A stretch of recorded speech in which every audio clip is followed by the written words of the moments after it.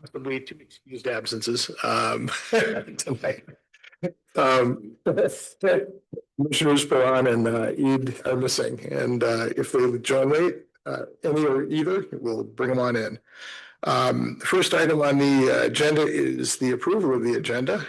Does anybody have any changes or modifications they'd like to make? Support. All in favor? Aye. I think there's none opposed. Okay. Second item is the approval of the minutes from our January meeting. Did anybody see any changes they wanted to make to those? Mr. Chair, I have one. Item 5 and item 6, both public hearings show starting at 6:38 p.m. One of those is wrong. I assume it's the second one. So I wouldn't want some sharp attorney say nothing must have happened in between. Who's doing all this is just made up. I see. We just kind of sat around for that couple of minutes. Okay, so we need to make that correction. We'll probably have to get the time off of the video, or The good news is we have that, so yeah, perfect. Anything else that anybody caught?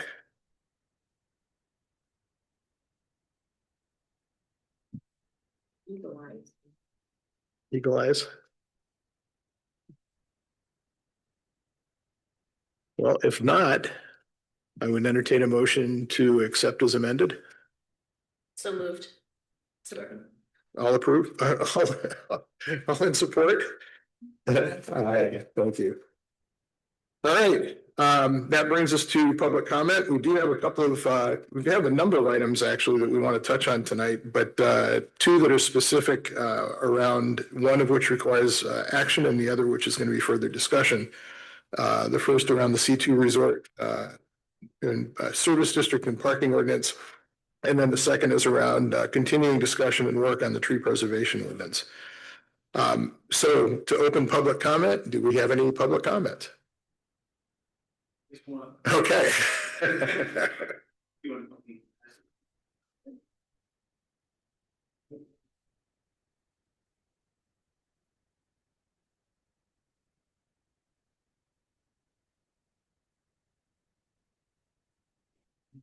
All right.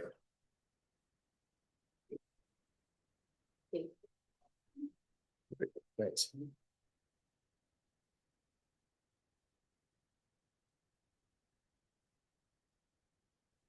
Abby, she's my oldest daughter of 4. We got Town by Junior Achievement because the next week the one for mayor. Wow. And so she said, I'm going to come to a meeting. Thank you. This all put up. Very cool. Well, glad you're here. We went to the one we with her. I said, where is anybody tonight? That's not a normal meeting. It's not a normal meeting. No. So, cool. And then, yeah, great. I'll take that. So the letter, I won't read the letter verbatim. I wanted to print out kind of the summary of my comments. I'm Jeremy Allen. We live at 1380 South Shore Drive. It's the very last house in Holland on Old Orchard, right next to the start of Park Township. We have owned for a decade the house at 663 Bosma, which is just down the street, 250 feet from the general store, Dune Dogs, and like 70 feet from the Mount Pisgah Trail.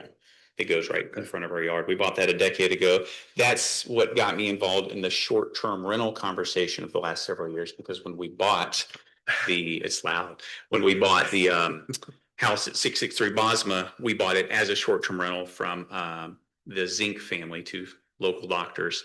And it was already a VRBO Airbnb when we bought it. Well, as you guys all know, the last few years, there's been a lot of short-term rental conversation in the township, and we're involved in that, that fight. But what brings me here tonight is, again, the C2 zoning amendment. And as I pointed out on the letter, we purchased 1504 South Shore Drive. And if you look at the map, it's highlighted and pointed out. It's in the C2 district, and specifically sought that property out because it was zoned C2 commercial resort. And the zoning ordinance was changed a few years ago to specifically, explicitly allow by right the use of something in C2 to be a short-term rental.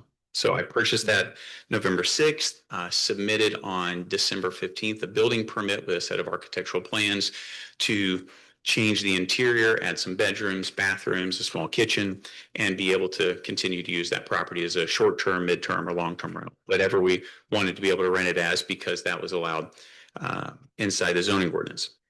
Well, 2 weeks after that, at the end of December, I received a letter that said there was a proposed C2 zoning amendment change. That seemed like interesting timing. I contacted the township office. That amendment was not actually written or available yet. It was still on Mrs. Wee's desk. And so, right, about a week before the last planning commission meeting, that proposed draft amendment was then released.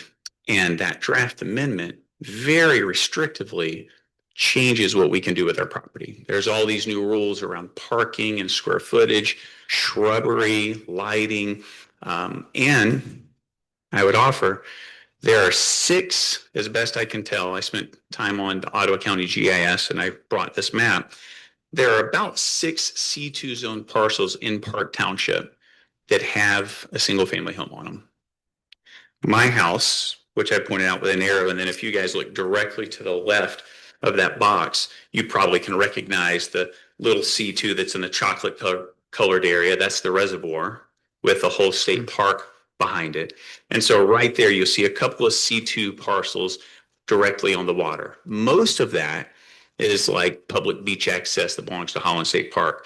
There are a few properties just to the north that say C2, not the big ones, but right on the water. Those are homes that are in C2. The only other one, if you go down southwest on the map, you'll see like the general store, the Haven Mobile Home Park, and then you'll see the Van Andel property that happens to be zone C2. And it is, if you call that a single family residence, it's pretty big. So there are about 6 properties that are impacted by this zoning ordinance. And I would offer, if you look at the letter, what was presented last month is that single family homes in these districts are nonconformities. A person's able to maintain operation of a nonconformity. We talked about this because right. I think Dan asked, well, what if it burns down? Can I build it back the way that it had been, right? Even if it was a nonconformity.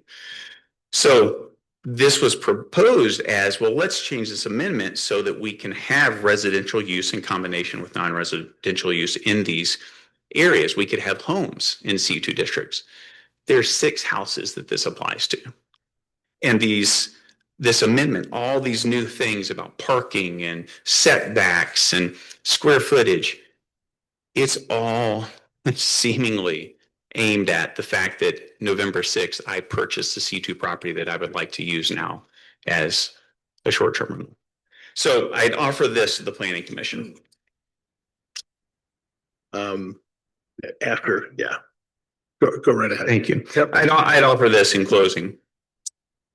This could be fixed without this whole new complex ordinance. If you look at the bottom of page 1, single family, 2-family, or multifamily dwellings, whether or not, those words, whether or not, if whether or not was added to the existing zoning ordinance, it would be clear that you could have a single family, 2-family, or a multifamily home, whether or not it's combined with some kind of non-residential commercial use.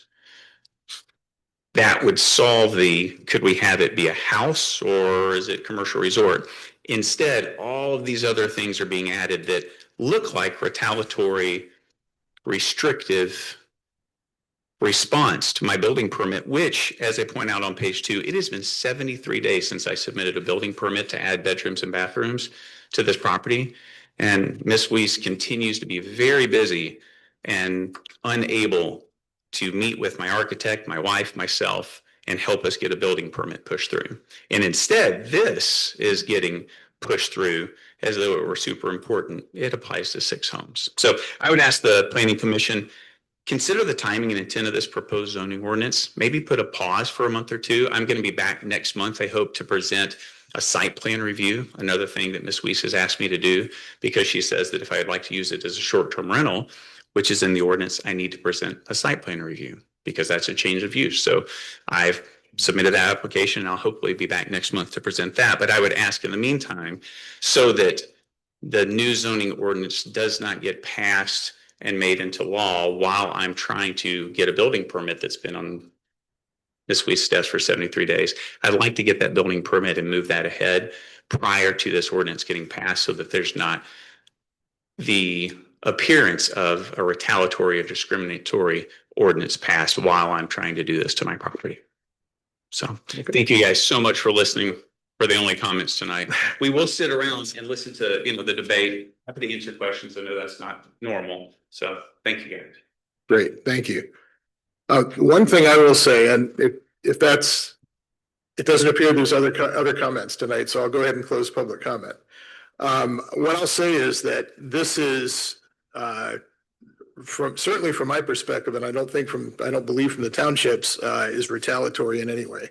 We're in the process of we're going to talk a little bit more about what's going on right now at the state level from a zoning standpoint. I don't know if you've caught any of that. Yeah, it's a lot. We're in the process of going through some of our ordinances that we know need updating, need refreshing. Some of the terminology is outdated and so forth. I think this is one of the areas, because short-term rentals are allowed in C2, that we wanted to make sure we had, I guess, some structure and some clarity around. Some things, and we've heard, are not as predictable as they should be, and that was the goal here. So from my perspective, I certainly don't, there's no intention for this to be retaliatory. If it appears that way, that's certainly not our intent. Okay. I don't know, Mika, if you want to make some comments. I believe there's been some, I'll just stop because I know you're much closer to this than I am in terms of some of the discussions. But I do want to make sure that it's clear that this is not meant to be retaliatory in any way. Yeah, I think there's no reason why not to table it if that's the preference. I don't think that we want to give any appearance of there being something retaliatory. The intent was actually the opposite, to make things more easy to apply and to apply to what we know are non-conforming parcels, which are in all over that district and the other commercial district as well. So, which is something Tom and I have talked about, that the C1 district is also on the short list. We'll probably be looking at that in the next few months as well. But with that said, his application is going before the Planning Commission next month. It's not a complete application. I'm going to bring it to the Planning Commission regardless. It will be here next month. That is the intent. So you'll be looking at that. So there's no rush. I think we can put it off, excuse me, until next month. We can put it off until the month following. If we want to discuss it and discuss the changes and kind of have it ready to roll when we feel good about it, we can do that. We could even kind of push it, part the way through and then do the C1 and the C2 at the same time when it comes time to bring it to the board. So I don't see any reason why we should push it through and then give the impression of retaliation, because that's not how I roll. Okay, thank you. I'll open it up for discussion. Yeah, as a matter of order, does it matter if we review the site plan and approve that prior to amending the zoning ordinance, or is it because he would be under the current? He would already, regardless, be under the current ordinance. So until a new ordinance is in place, and is not as just in place, but is enacted, because there's a little bit of a time period. Right. Once it's been enacted. Right. That go to the trustees. Yeah, it goes to the board and then it needs to be published. And I don't remember if it's 7 or 30 days for that type of ordinance, but there's usually a little bit of a lag time. And would his site plan and approval have to also go to the board? No, that's only Planning Commission. We can approve that. Site plan is Planning Commission. Okay. Yep. All right. Yep. And I recall working a lot on short-term rentals, trying to develop some sort of regulation, if we were to allow them, that a lot of these things that we're addressing here were addressed as short-term rentals, the parking, the buffers, all that kind of stuff, square footage, occupancy and all that. So I think I think for short-term rentals, that falls in line with what we had worked on for probably a couple of years. Yeah. So now just the requirements of the C2 district and then just of the ordinance in general will be applied to the request. Right. And the public might not be aware of that, because that was kind of a work in process. I don't know if that was ever released or even published to the. It was in our pockets, so it was out there, and it's the evolution of that entire thing. It's out there somewhere. Yeah, probably on the website. May I ask Mr. Allen a question? Just for my benefit and get it visible in my mind. Your intent is to build how big and how many bedrooms? What, if we're starting with a current single family home and it had antique store, as I recall? Yeah. Correct. It's the footprint of the home doesn't change at all. There's nothing Okay. new being built exterior. It's about 3,500 square feet, right? So the goal was, can we build 2 to 4? You know, what is the inside of that? Can we have a 1,100 square foot, 1,000 square foot, 1,000 square foot? So 3 units. Can we have 4 800 square foot units? Right. So, and that's unfortunately, it's hard to get clarity around what we can or can't do. You know, I'd love to meet with Ms. Weeks and ask, like, what does the proposed amendment say? Because currently it doesn't say anything. Right. So when we bought the property in November, the thought was 2 to 4. With this being passed, I'm sitting with our architect and figuring out, well, what would the township like to see? You know, can we do 2? Can we do 3? I think 4 is a little tight, so I think 3 feels like a good number. And when you say 3, that's 3 bedrooms or 3 units? 3 units. How many bedrooms? How many? That's, again, we're trying to design that right now. It'd probably be somewhere in the neighborhood of And 46 and obviously I'm trying to figure out how many parking places our amendment would, you already have those. So that's, and then the driveways cut in, I think, for 5 cars. The way the antique store was laid out, which made this all an easy, like, wow, the driveway is gigantic, the parking is there, the footprint of the house doesn't change at all. It's right next to the woods that used to be the old, and Dave, you remember the name of them? Sunset Cottages? Yeah, the cottages that were there on the right South Shore. So there's hardly anything around it. And the one neighbor who lives right next door, Patty, the realtor, she actually sold us the house. She was Susan's good neighbor. She likes the idea. She'll come next month and speak in favor of it. She need to keep an eye for us. And we live 5 doors away. So we're close. You know, we can walk over the front. Okay, thank you. Great, thanks. I just want to say the township is not going through ordinances in a retaliatory way, and that's an invented rhetoric on your part, and I hope that we can squash that. Timing for the rewriting of our ordinances has nothing to do with when you or anybody else purchases property.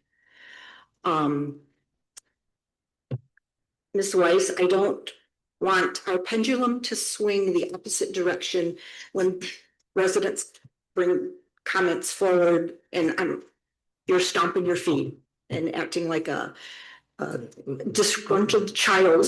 It's for 73 days for a building permit to receive responses. Okay, it's not your turn to talk right now. Instead of, I want to write what's correct in our zoning to consider what's best for all of our residents and not for people who have individual comments on their projects that they're bringing forward. And that's all I got right now. All right. Other discussion, folks? Comments, thoughts?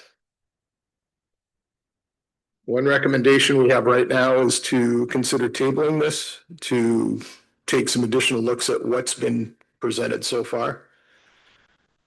What's the general feeling on that? I think the work has been done. I think it's still work that we want to do. I would like to continue our discussions this evening. If we choose to table action, I would be okay with that. But again, this is work that we've been planning to do. Yep. And we've put the time and effort into getting this far. I think we should continue to see it through. And when we're done with our discussion and deliberation, we can decide how we'd like to move forward. I concur Thank with you. Commissioner Trump. Thank you. Dan? Makes sense to me. I did a lot of work reading and making notes. I'd like to use them. I agree. Okay, Dave, good? Let's do it. All right. Then we'll go ahead and continue discussion based on what's been provided for prior to this meeting. And thank you for your comments as well. Appreciate it.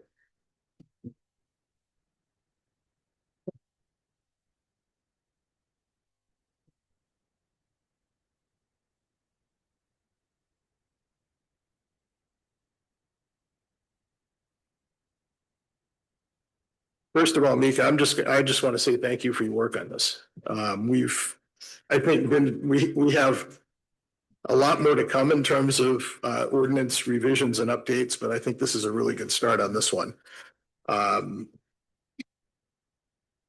We've gone through, let's see.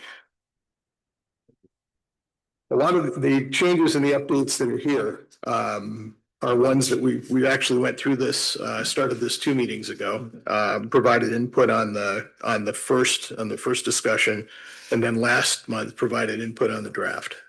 So this is essentially the revised draft with the input that we provided in our last meeting.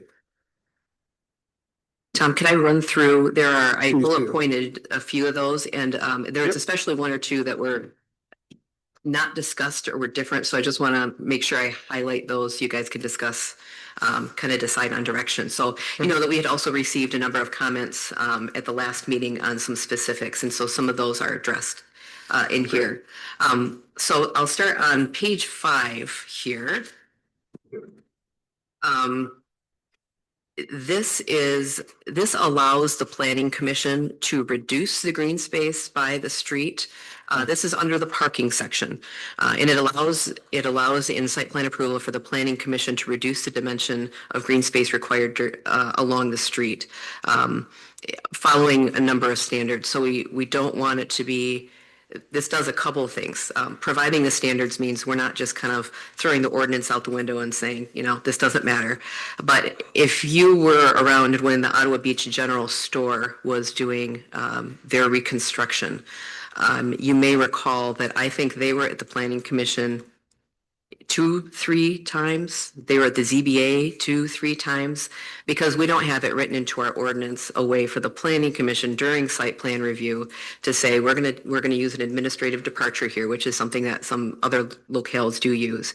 It allows the Planning Commission as part of site plan review to say, you know, we'll allow a certain reduction in this based on the site itself. So if you think about Park Township and the commercial districts we have, for whatever reason, the way that these commercial districts were written as far as size and setbacks and whatnot go, most of our spaces are non-conforming, which is a little bit wild. So this, if you think about, for example, the Itty Bitty Bar, they have some parking lot work they need to do. Their parking lot goes directly up to the street. If we try to enforce this in some kind of site plan review, I don't know how you make it happen. I don't know how you put the pieces of that puzzle together. So we have a number of locations like that. That just gives the Planning Commission that flexibility. So that's what that one is. There's an alternate reading for kitchen. So one of the comments was, why should we say that that a hotel shouldn't have any kind of kitchen under a certain square footage? I don't know if there's any rationale for that. So this offers an alternate reading that allows for allows for the components of a kitchen. It kind of keeps the size down a little bit. It doesn't let you, do something really large, but it allows for basically a full kitchenette in a smaller hotel or motel unit. These are all for conversation, so I'm introducing them, but I would expect you to, go through and kind of discuss. Let's see. What was my note on that one? Oh yeah, just the number of spaces was changed. Oh, the stacking. I wanted to talk about the stacking. I forgot to highlight that one here.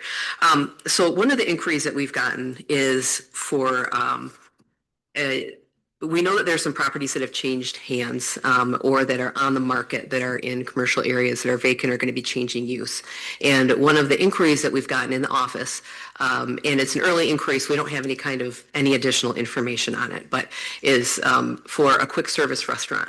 So we don't have any kind of requirements for something that would be, for example, a drive-through. We say, yes, you can do it, but we don't offer any kind of guidelines around that. So I looked at some of the drive-through regulations for surrounding areas. In addition to just parking spaces, stacking spaces, say you have to have space for kind of this many cars to line up when you're in the line of that sort of thing. So slid that in there just so if we see an application like that in the next year, in the next 2 years, we're prepared for it and we're not being reactive. whether that's the magic number or not, at least we have something that we can apply. Let's see. There was kind of the language around parking areas. This is on page 9. Said that parking areas all need to be no closer than 10 feet to the right of way or public-private road easement. And again, with the Iowa Beach General Store, I don't think we even looked at that section. It doesn't say anything about angle or parallel parking. So we very rarely are going to see that in Park Township. There are probably only a couple of locations where we might see that sort of thing, but we do occasionally. And so wanted to include something there just to say, yes, you can do that, so that we're not, bound to a very tight reading that says something that is present can't be there. It does require, depending on the street and who owns it, that either the Ottawa County Road Commission or the township engineer would have to okay it, depending if it's public or private. Okay. And then a couple of amendments to screening. This was again in response to comments. This is still on page 9 as well. So, we require screening in order to protect, so people don't have to look at parking lots, but there might be an area where somebody is okay with looking at a parking lot because of the view beyond the parking lot, as an example. So that allows the planning commission to say, okay, we can waive that in this situation.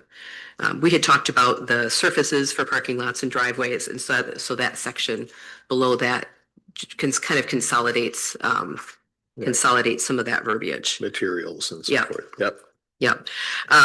So then on page 10, I had alluded to the drive-through stacking. So the number of stacking spaces are, in the table. And then this just offers a little bit more detail on that. The landscape doesn't actually contain any content right here. This is so when someone is going through trying to figure out what can I do on my parcel, or if a future zoning administrator is coming in on day 3 trying to figure out what do I need to do in the site plan review, you can say, oh, look right here, I need to make sure that I'm looking at landscaping. So that's just kind of a finger that's pointing it to more for ease of use than for anything else. And then on number 6, driveways, the Ottawa County Road Commission does control driveways. And so they always will require a permit. This is just kind of us saying, yep, we are going to make sure that we're keeping that in mind and keeping that part of our approval process as well. We have elsewhere in the ordinance, so we cooperate with surrounding municipalities and that people have to abide by regulations of other entities as well. But again, that just makes it explicit. So those are the changes. Happy to take any questions. I have a question, Yes. Mr. Chair and Mika. Mhm. The drive-in specification of 7 stacking spaces is 140 feet, and it seems like a large number to me, 140 feet that can't be blocking other people or blocking any. I mean, imagine if your drive-through window was over here and you were running over here and you could go all the way around the building and you could get 7, but that's not always the case. It just 140. I guess I'm looking for some feedback that no, 140 is pretty standard around It's less than communities. It's less than Howard Charter's requirement. I think theirs was 10 stacking spaces. I think someone else was lower. Someone else might have been 5. So I think when I was looking at it, I kind of split the difference. If you want to go lower, we can. If you want to say, yeah. it depends on the situation. I don't know what the right number is. Yeah. I'm just saying that one seems large to me, but I'm not a professional, so I'm wondering where it came from. Yeah, it came from other ordinances. So I pulled a few different ones and just looked at what they had. And that was kind of in the middle. I didn't go high, but wanted to make sure we had enough. Does the planning commission have any flexibility in that number if? If you want to. I think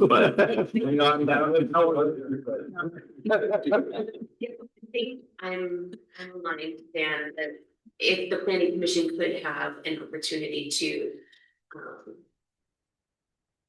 amend that based on the specific site plan. We're looking at the parcels that we have specifically in C2. We have very small and a couple very large, right? And I think what's feasible, what makes sense, depending on what is being proposed. It's going to depend on the site plan, and I would like to have some ability to take the whole picture into consideration instead of assigning a an amount of space we need that may or may not make sense for that particular application. Mhm. But I do think it's important. When you were talking through it, I was immediately picturing in Holland Charter Township, KFC. Yeah. Overflowing onto Lakewood, Mhm. and that's a problem. And we already, especially anything on Ottawa Beach Road, have parking, driving Issues. congestion issues. And we certainly wouldn't want to increase that by any means. So I think it is important to be mindful, but if one of those spaces in that area were to, bring forward a site plan, I think 140 feet might be almost impossible. Right. And so I want to hear what everybody else says. No, I agree with that. And when you talked stacking, which is a very good add to this, like Chick-fil-A came to mind. And I was like, oh, what a nightmare. And I would not like to see that happen on Ottawa Beach Road, just like we have it at Kentucky Fried Chicken. I've had to stop for cars parked on the road waiting to get in, so. Mhm. Yeah, and so I'll take a look at parcel size, and I'll take a look at, I'll do some asking around just as far as best ways to come up with numbers and, see if there's a way to incorporate that kind of discretion into the numbers. And I think you guys are articulating it. We want to make sure that there's enough space. It might be tight on some sites. Some of that can become site selection. So you say, do you actually have enough room on your site for the things that you'd like to do? And so, it can happen that you've kind of, that you don't have space for what you want to do. So, but that's something that we want to make sure applicants know ahead of time. And that's not a surprise. I just want a coffee shop down there someplace. I don't want to drive Bigby's away because we need to put that 140-foot driveway to the road. Exactly. But I think if we could have an administrative departure like we have on some of the other areas, I think we'd have to have some standards around how that discretion gets applied, right? Mm-hmm. But I do think it makes a lot of sense. And we don't have a lot of reference either to think about in Park Township as far as where we have drive ups. Right. Yeah. I don't think we have any. No. We were talking, do we have a single one? I don't think we do. I don't think so. All Everything in right. C2 Thank you guys for that. Yeah. Sorry, go ahead, Char. I was gonna say, but it could happen. Good. Mhm. Yeah.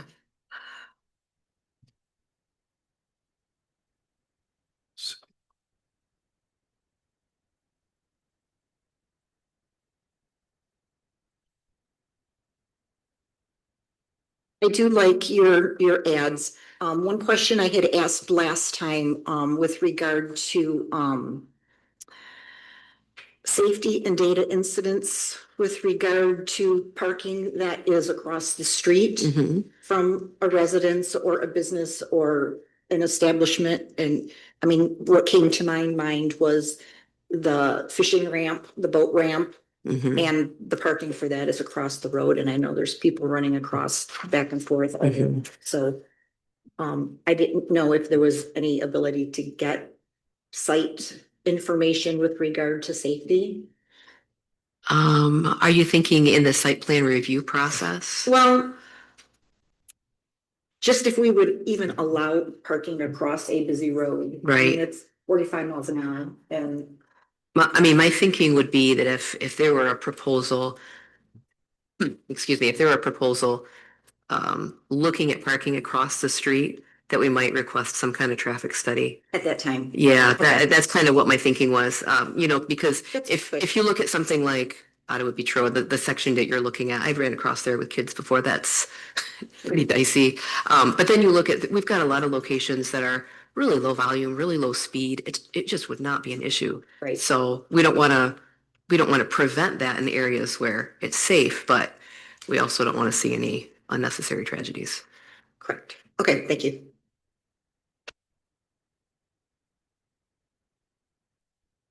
Do we want to entertain Mr. Allen's suggestion on the one area of inserting whether or not combined with non-residential units? I would be in favor of putting that in. It's on page 2, line 17, item 16.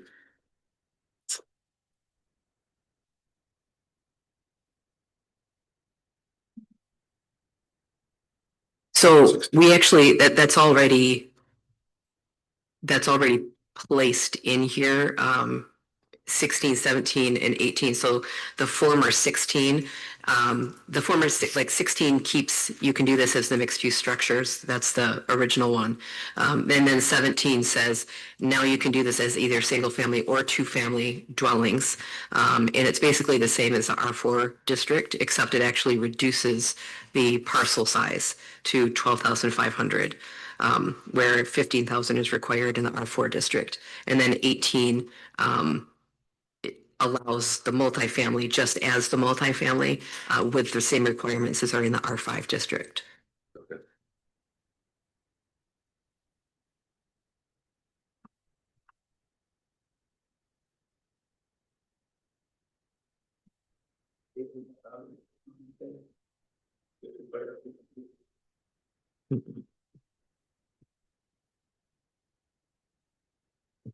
Make up, the rest of the team, let me go back to the kitchen regulations, with the alternate that you had proposed here. Page 6. So I'm trying to understand specifically what our intent is in thinking around the language when we're talking allowing a kitchenette or a wet bar, and how specific we think we would need to be, because I know it does say a kitchen sink greater than 2 square feet in size, or a gas or electric range stovetop and or oven, but may include a microwave oven.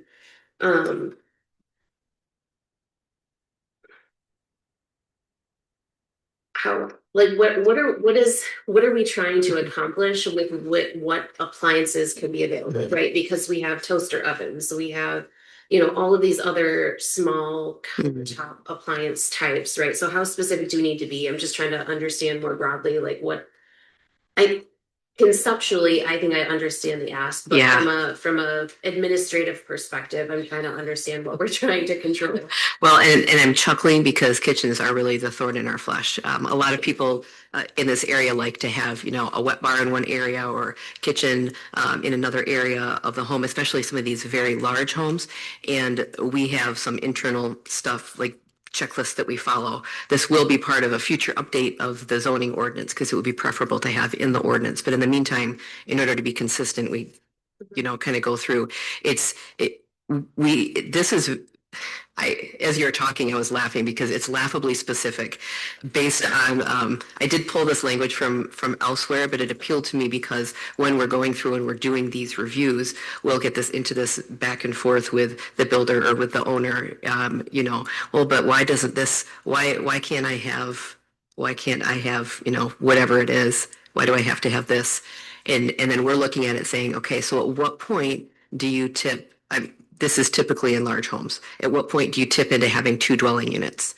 And it can be a little questionable. So you don't have that 2 dwelling units piece, but it does give some of that precision so that you can say the intent is really for a smaller wet bar here as opposed to a large kitchen. Is it more a restriction on like built-in cooking appliances?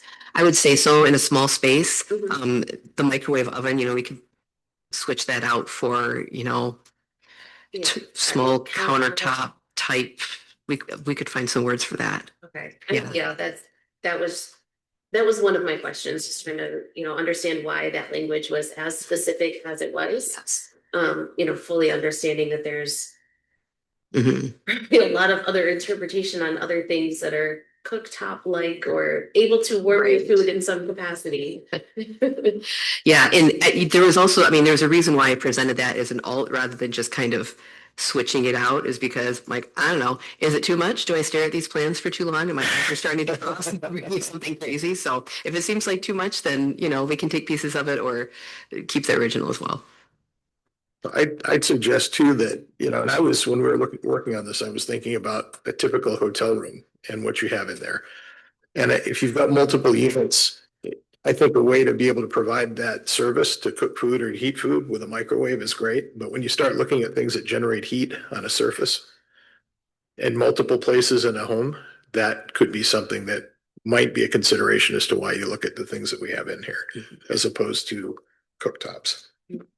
The separate sink is very important to me. Yeah. I think about that. staying in a hotel. I'm not doing food prep in a hotel. Bathroom. No. I would say that, Say- yeah, Having a young one, yeah, that's really difficult to manage. So if you are staying in a dwelling unit as a short-term rental with Right. a family, having a separate area to do bottle prep and wash and Sure. that sort of stuff would be appropriate and very important. So I do think we should include that in our considerations. I think it's logical, it makes sense. But yeah, if our intent is right, not having, you know, large built-in appliances, Mhm. like we don't want them making a Thanksgiving dinner there.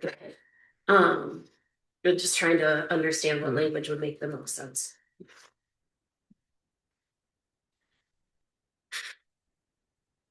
okay. And Stephanie here, I thought you were gonna ask for an air fryer. Everybody gotta have an air fryer. Yeah, Would Chief Gamby have input? Is there that an avenue that also needs to be looked at for fire safety? So for multi-unit, I can check with him on this. I think that the existing codes would just kind of kick in as far as what kind of fire suppression were needed. I don't think the fire code addresses things like where you could have a kitchen, but I can check with him on that because you never know.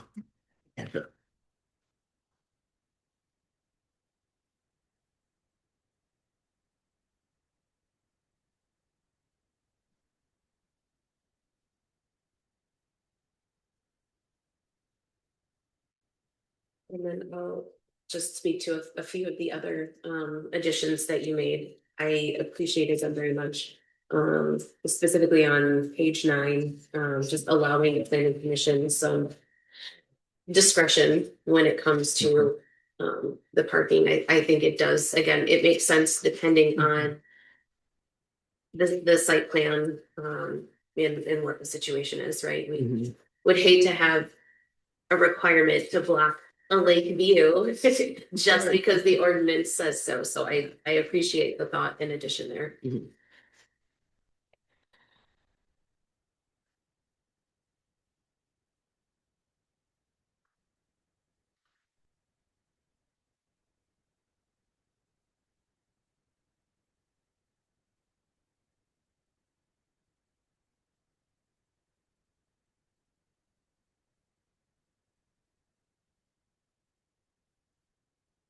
other thoughts? Comments? Oh, thanks. Dave, anything on your end? No. Good. Okay. But yeah, this is good input.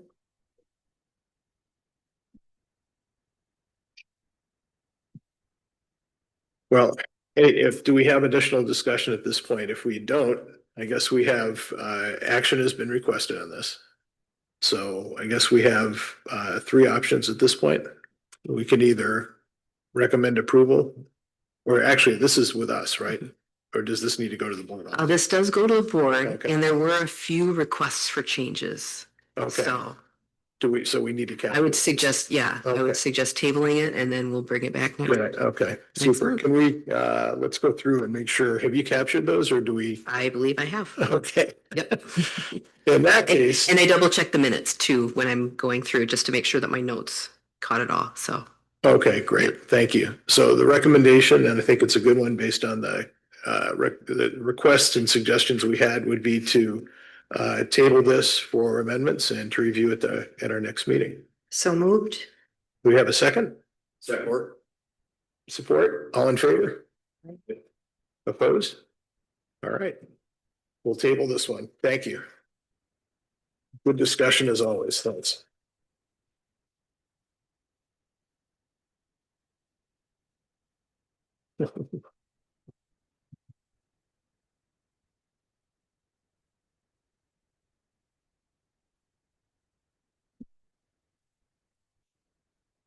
All right.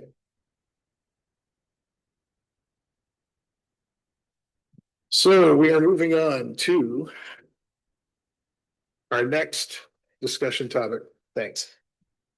Which is our tree ordinance. And I think, again, Mika, I want to just compliment you on the work you've done just to frame this out, because I think we've thrown a lot of interesting ideas at you. So some organized thoughts, some not so much, just a lot of great concepts.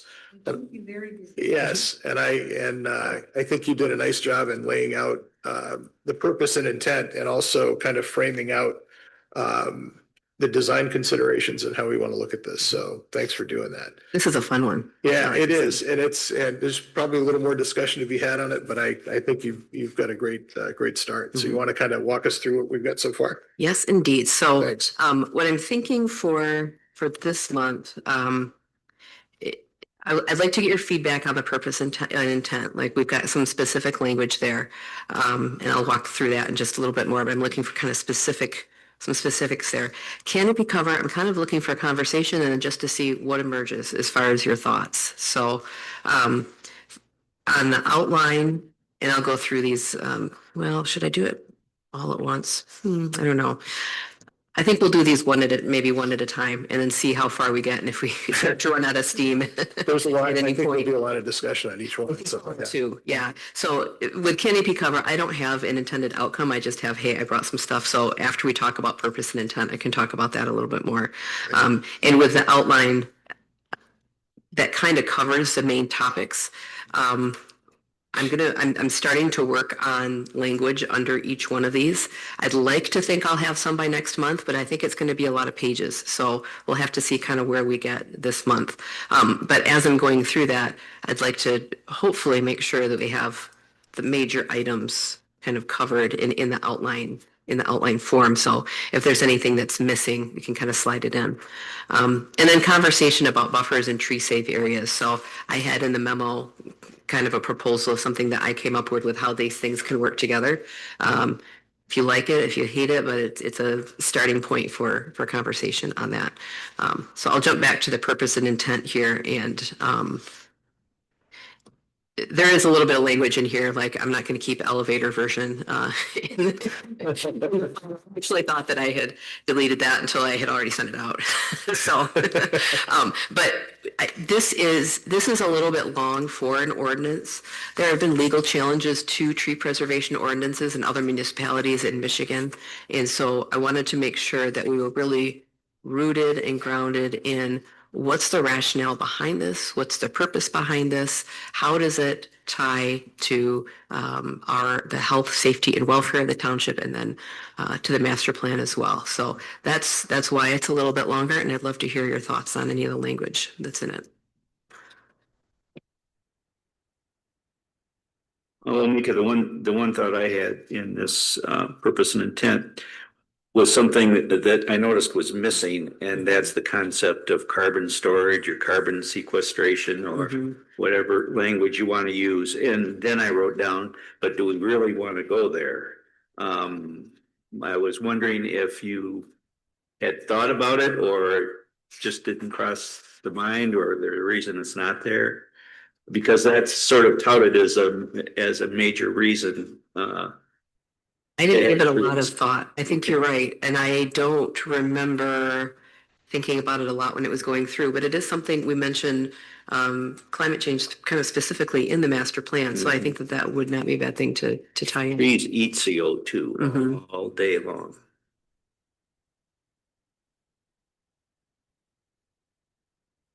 Yeah, and I would add that ties back to our environment strategy, which we talked about. It's kind of multi-tiered, but trees, water. We're going to talk more about water in a bit as well, right?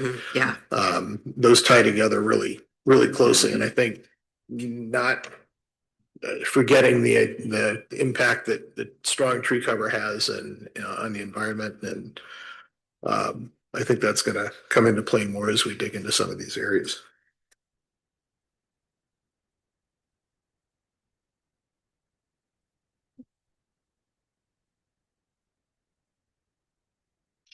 Is there I know these are from 2022. And there has been development since 2022. Do we, As far as the tree canopy coverage, we'll talk more about that, but I was just wondering in the canopy cover section, is there do we have any sense as to whether that's been impacted down from that 53% or how much? my guess would be that it has, so I think that the GIS I'm trying to think how close the precision is on it.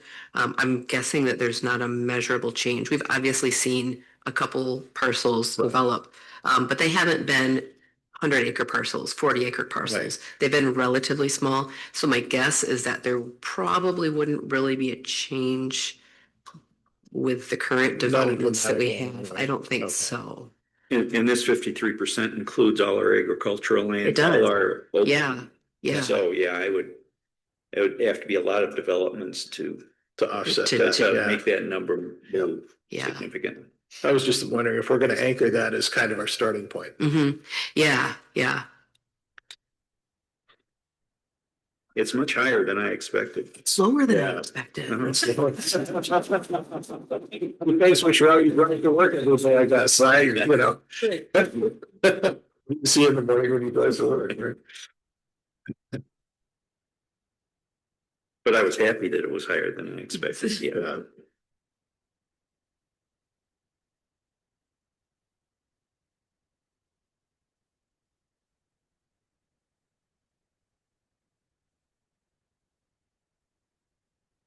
I think as far as the purpose and intent goes, I'm definitely in alignment with Dan's suggestion. Statement about the CO2. I don't have any other issues or concerns with the other items that are outlined. I'm in agreement with them.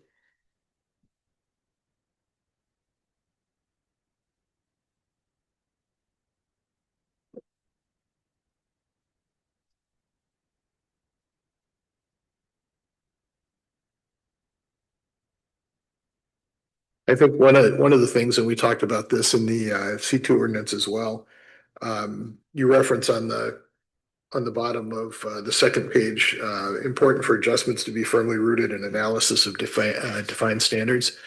I love the idea, particularly in this case. I don't think, as much as we want to try to make this very predictable for everyone involved, I think there's still going to be situations that are going to need discretion. And I think at the same time, I think we need to, if we're going to have that discretion, we have to make sure that the standards are measurable and they're consistent. Sorry, Tom, where are you? I'm at the bottom of the second page. Yeah. Of the memo? Or Yes, of the Bottom of yes, preservation. of the memo. Yeah. Oh, I gotcha. Yeah. Yeah, I was just looking at, because you were talking about additional flexibility, which I think is really important in this case, because we've seen it. We want this to be predictable, but we also want it not to be so structured that we don't have flexibility when we need to. At the same time, if we're going to have that, it can't be arbitrary. Right. So it's, I think that's an important piece you've got it called out. It got my attention because I think thinking of all the ones we've evaluated and tried to be consistent with, but we know how different the different developments are. So. Well, let's, if we're going back to page 2, I really liked option 2 in the definition of it right up front. We are defining the square footage of canopy cover we want based on the different zoning districts. And I think to have a sort of a fixed stake in the ground and then the flexibility to move that square footage around is a brilliant idea. Well done. Yeah, I agree. It was interesting in our meeting, we heard about I think it was City of Grand Rapids that had one that everybody loved. And I think as you dug into it a little bit more, they felt it wasn't all that strong. Yeah, and interestingly, when I called and I asked, they said they do actually require tree surveys. So They Go do. figure. Yeah. I wonder if the way that things are actually applied and depending on different parcels, because they're so built up, but yeah, they said, no, we require tree Yeah, a surveys. tree survey for 1 acre isn't all that It's not expensive. For expensive. 15, Right. Yeah. and if it's a wooded 15 acres. Yes. Yeah. It's a much bigger deal. And if it's a redevelopment site, you don't have any trees, probably, Right. Right. which is Likely. which is probably a lot of what's happening in the city.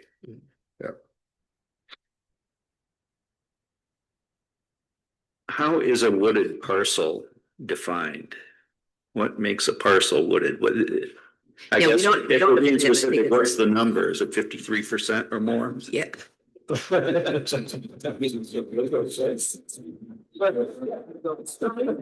Yeah, well, I think, and that might be one of the challenges in trying to define it that way is that how do you define it? So you look at something like Trailview, so the one that's on the northwest corner of 160th and James, that had just a little corner of wood, so it had a wooded area, but it wasn't necessarily a wooded parcel. I think that for the most part, most of the parcels we've seen have been kind of one or the other, but they wouldn't necessarily be that. So that might be a challenge. But as I read this, I would say be it wooded or naked, we would still say, okay, our base tree canopy in 20 years has to be, the 30, 40 or 50-foot buffer. And I'm assuming that's 3 sides. Would that be correct? I think we require 4 currently, but that would be something that we'd have to decide. Okay. Yeah, but right now we also don't define the width yet. But if you've got a 15-acre naked former flower farm, we would do the multiplication, and that's how many square feet of canopy we want in 20 years. What's the plan? That's sort of what you're thinking on how this would work. And if it wooded parcel would just be going the other way. Potentially. What's the plan where you have to end up with this buffer definition? I think that's the discussion. So you've got the buffers, you've got the tree save areas, and then you have kind of the overall canopy, and then the question of, do the trees on site matter as far as, I think we all think they matter, but as far as when you're approaching a parcel, are you approaching it differently based on how many trees are currently on site? Right now, we require these tree surveys. Is that something we want to keep or move away from? And so that's, I think when we're looking at, what types of tools, and especially looking at the interaction between overall canopy and then the buffer area, do we want to say you need to have X% canopy in 20 years that can include the buffer, or say it just needs to be the buffer? So I want to say that one of the ordinance sites I looked at said, say you need to have 20% tree coverage, and that includes the buffer area. You don't necessarily reduce the buffer to get that 20%. Maybe that's part of the discretion of how wide the buffer is or the tree save area.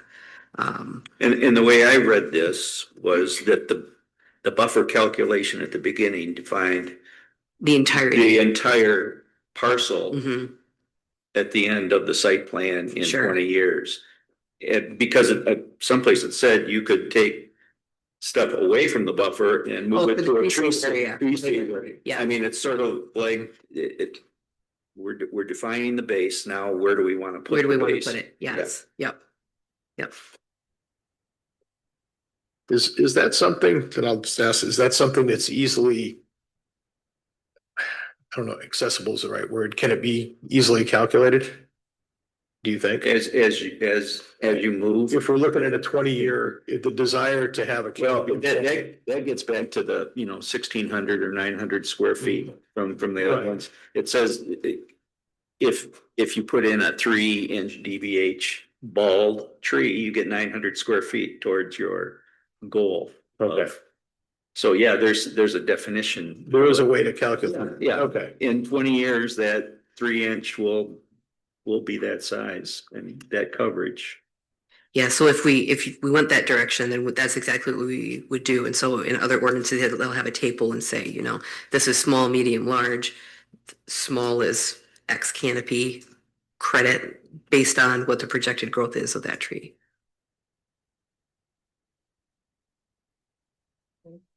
Logical sense. I kind of like the ones that we looked at that had that table in it. Now, I know, Dan, your comment, and I'm leaning on you because I know you've got the tree expertise, but I know they also had one in there that talked about invasives and so forth, and sometimes those change and evolve and. Well, yeah, and we get to that someplace here on the varieties. So Okay, I you have had that. You had that. I have it. He's armed. I feel like I'm on it tonight. Okay. Good. So that's, yeah, I think I like again, there's a balance here and I like the idea of being as prescriptive as we can. But in situations where we know there's got to be discretion, we have that to be able to do it. But I think being prescriptive as an example, small, medium, large, or with these trees, the expectation is, because if we're looking at it, if we're expecting a developer to calculate a 20-year canopy, what it's going to look like, I think we need to provide them. The formula. Yeah. Well, yeah, and the As formula much as would just be possible. take the total you have to get to and divide it by how many trees you Which have to trees you're plant putting and in, how, or yeah. what's there. Or Yeah, you get 900 feet for every 3-incher you put in place. I'm trying to be descriptive and also cognizant of how little resources we have. I hear you. Well, and that was part of where I was going too, because are we gonna, and I don't want to use the word trust because it casts the wrong impression, but are we gonna leave it to them to do that calculation, or do we need to have some oversight into how we get to that? I don't know. I'm just asking that question. So we probably would do it like we do kind of most of the things, we require distances and sizes and different things like that. It would just be part of the review process. Okay. So I think it would make our reviews a lot more straightforward to say, does it meet the site plan criteria? To say, this is what it is, it'll be on the site plan. We'll be able to go back and say, yes, this logically makes sense. I agree. It'll give us a blueprint to use when we're using our discretion based on the site plan, to have that information and what they're proposing. And as complex as it is, I think, no plan is perfect, right? But I think it gives us more structure and something that we can more consistently use than our current ask for the tree survey and trying to figure out what we're doing, right? Because we have Should the buffer be- here, we're yeah. using these tools now to apply them to specific goals with our buffer, with our total canopy cover. And I think it makes it easier for the developer to know. I agree. To know what we're looking for, Yeah. not guess and, Right. yeah. I think a lot of the frustration, I'm not a developer, but I think a lot of the frustration comes from the fact that they don't know what the buffer, if there's going to be a density buffer, is it going to be, what is the requirement going to be? And I think if it's clear on that, I don't think they're going to hate it. I think they're going to like it, even if it's a little more than they want to put in, but at least they know what they're going in with. In my mind, a buffer is a calculation here, not a requirement. Right. It's what we use to start the process of site planning. Yeah, agreed. And if the buffer's already there naturally, they can use it. So I like that flexibility. And we want them to start with that earlier in the process as opposed to, well, I've got the buildings and this is what we're going to put in and how do we accommodate the canopies and the buffers and the other things. I'm agreeing. Mika, one thing, and question has popped in my mind before. This is for developers only. What happens if you have an infill project? Is this tree canopy regulation? I think that our current ordinance says that it's for anything that needs site plan approval and is over 2 or 3 sites or something like that. So that might be something that we need to talk about as far as how to apply this. Because this is really intended more for development. New development. If these rules were in place in my 60-foot wide lot, I wouldn't have any place to put a driveway, let alone. Oh, no. No, I don't think that's the intent. I would say we typically aren't looking at single family construction. at all as far as individual lots go, but I think that's a good question. And, as far as what do you guys think? That it should be, Size we wise. we should say that in here. Just make sure that we're explicit about it. Yeah, I think that's a really good idea. Where's my outline? I don't think that infill lot that is empty should be left empty, though. I mean, Mhm. we can have them put a tree in somewhere. Well, we could, but then okay, yeah, we could, but then you're talking about kind of somebody's individual home site and saying, you have to put a tree at your personal house to build a house. So I don't know what the comfort level is that. We've usually steered a little bit away from kind of you have to do this specific thing Yeah. with your house. There's a property rights on We do, I mean, we do require some things of houses, so. Okay. Tree commission. Take the soft approach. Sell it, don't say it, don't demand it. Hey, Mika, on the planting and replanting piece by zoning district, is that tied to some historical numbers or some others that you'd seen in some other plans? Or I was just trying to get a sense. It makes sense in looking at it. I mean, the numbers, the kind of trend, the trend from the different zoning, R1 being rural, larger lots, Mhm. typically more trees to start with, right? Yeah. I was thinking of it's not based on any kind of data analysis. It's based on just kind of thinking through the different parcels we've seen and what the Okay. planning commission has requested from the different sizes, and then also some of the things that in the end we've been kind of unhappy with. So Shorewood, I think we landed on a 20-foot buffer. I don't think anybody's especially happy with what that looks like. So that was why I actually went up to 30 there. Because R5, we know that it's smaller. We know that they need space, but at the same time, yeah. It would be very helpful to me and probably these folks too, if we took sampling of our recent past developments and calculated them according to this buffer starting point and See how close we are? see how close, see what percentage of square footage versus the total square footage of the development That's a great idea. we're on as a starting, because those numbers might be too big, might be too small. I I don't think that's a really great know. idea. Yeah. Yeah.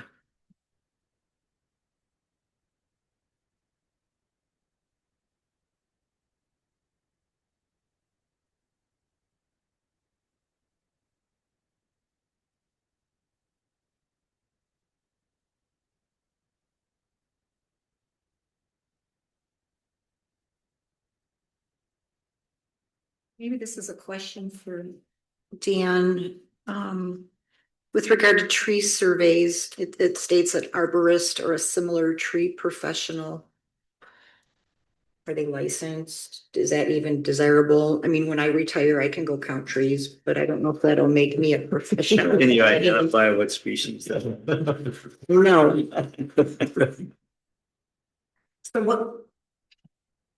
So what's to prevent somebody else from telling their uncle to go out and count their trees on the property they want to develop? Well, It's unnecessary. yeah, and right above that, I sort of said, I don't like the idea of requiring a tree survey. That's my personal opinion. Because, okay, you spent the money on a tree survey. Now what do we do with that information? What are we trying to, and this goes back to Stephanie's point about Yeah. What are we trying to find out and how are we going to use that data? Does it help us trying to accomplish what we're trying to do here, which is create a better ordinance or more importantly, a better outcome for the township? I don't know. Because in counting methods, Mika asked a tree survey or a canopy calculation or both, and I crossed out tree survey and underlined canopy calculation. So how do you really feel, Dan, about that? One man's opinion. No,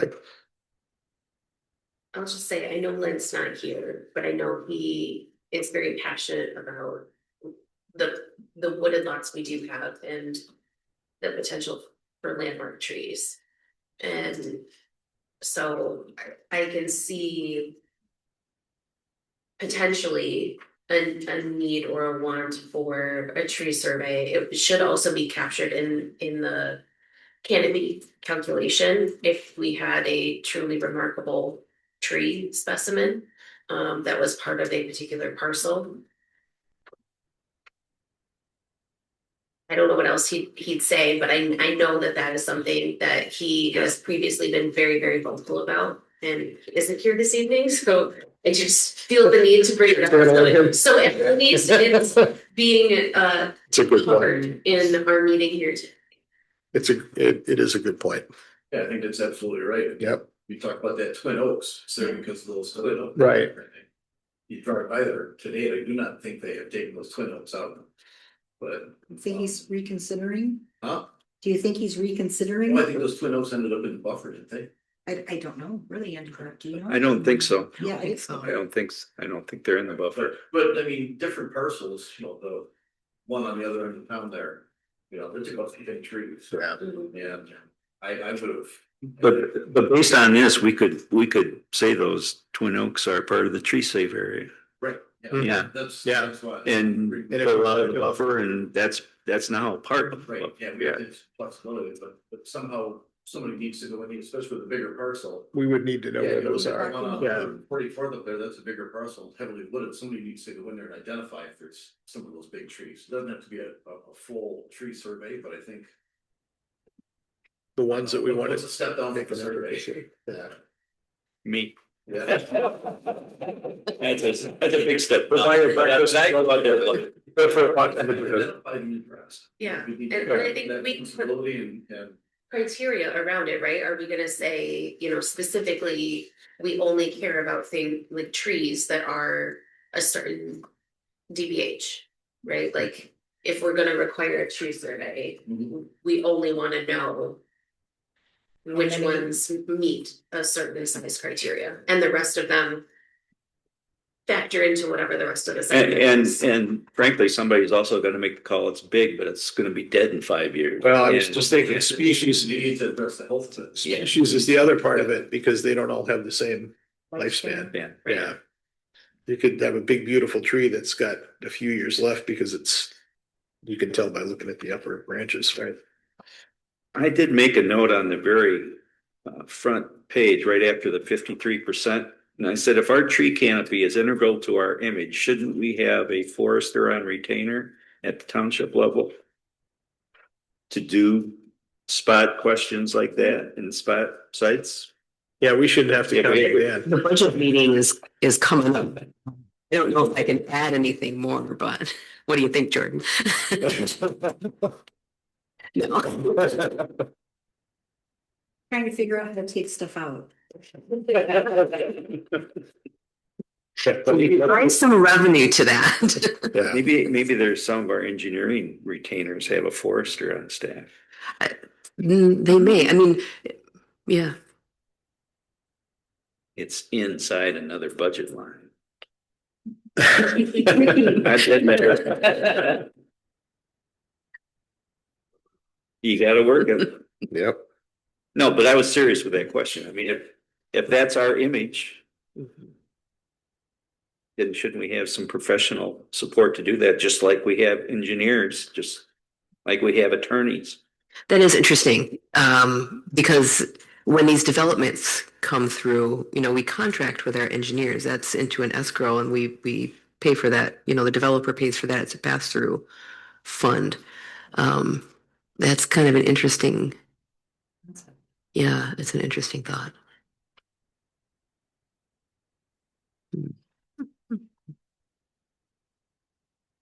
Make a note of that. That gets a box.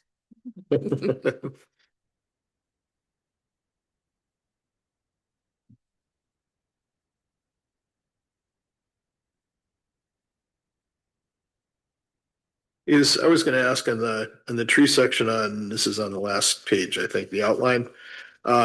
Is root zone and drip zone, are those interchangeable or is that a different term?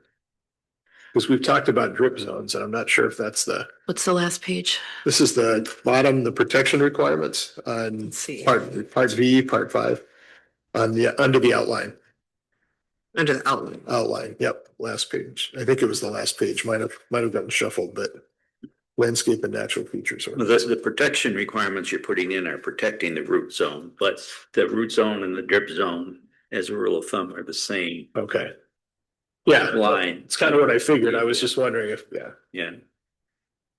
Because we've talked about one, but I hadn't seen root zone referenced, so. Basically where you don't want construction to get close to, so you don't lose the tree.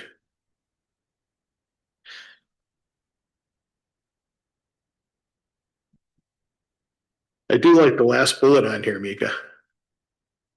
Modification, inspection, enforcement, and appeal. We've talked about once the developments go in. Mhm. All them to appeal? I think it's too late at that point, Yeah. but I understand what you're saying. I mean, are there any thoughts on, I guess, enforcement kind of? Sorry, I was getting a call from my kid from a game and I didn't hear what she said. Oh. So, Did somebody pick her up? who's winning? No. Okay, ask. No, I was just asking, because we've talked about this, once the development, is there a I mean, we approve it here, or we pass it on to the Board of Trustees to approve once we've looked at a site plan and. And then we pass it to staff to enforce. Right, and that's the enforcement process at this point. Is there anything that happens or can happen or should happen from the time it's approved to the time that? I mean, they're going in, we've already seen, we've seen at Trailview, that's moving pretty fast now. So I can think of it in two ways. As far as immediately when it's just going in, we do go out there and do site inspections, kind of go out and say, does everything look like where it needs to be? We don't always ask for as-built, although I've been thinking about doing that as far as having it actually surveyed and saying is everything exactly where it needs to be. But we'll go out there and say, are the trees still there? Are they, did they plant what they were supposed to plant? Does the retaining pond look like it's where it's supposed to be? Does it look weird? I've gone out to the site with our engineer sometimes 3 or 4 times just to kind of fix stuff. And so then if it's not quite right, or if they get on site, sometimes you get on site and what works on paper doesn't actually work on the property. Right. And then, we might make some kind of minor adjustment. If it's more than just something really small, then, I bring it back here kind of for information and say this was the adjustment. If it's a little bit bigger, then it'll come back for then it's considered a major site plan amendment, and then it comes back and you look at it again.